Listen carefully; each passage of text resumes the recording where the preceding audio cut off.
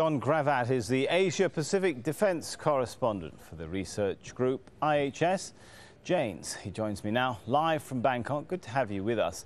You know, looking at the pictures of the US and Chinese drone there side by side, they look very similar. I mean, to what extent is this a sign of how far original Chinese technology is coming along?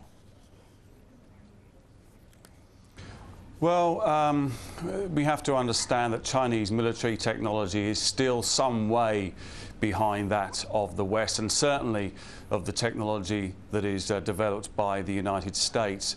China still uses as a base a lot of Russian technologies.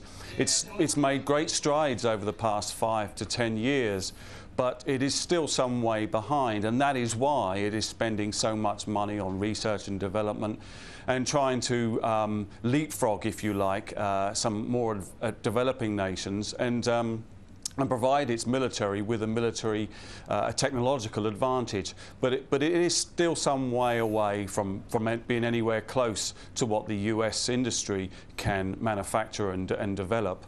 Well, as I'm sure you know, there's a leadership transition underway in China right now. How might that impact the recent trend of putting more of a focus on technology rather than manpower when it comes to military policy in China?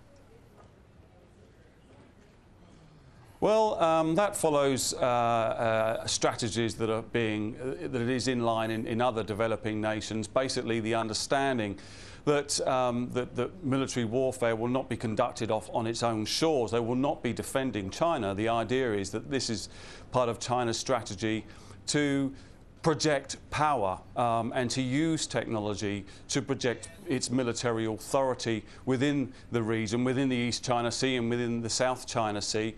And part of China's defence white paper prioritises the development of what it calls informationization, which in the West we refer to as network-centric warfare, which gives its military the capability to connect with each other, and therefore that becomes a great advantage in modern military, which is indeed, that's the priority of a lot of Western powers at the moment. But this is new for China, and as China says in its white paper, it's still at least another decade away, but it's making great strides, and that is its priority.